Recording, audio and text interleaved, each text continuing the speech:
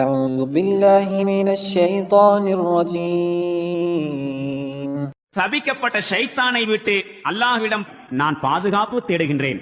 وما منع الناس أن يؤمنوا إذ جاءهم الهدى إلا أن قالوا أبعث الله بشرا رسولا.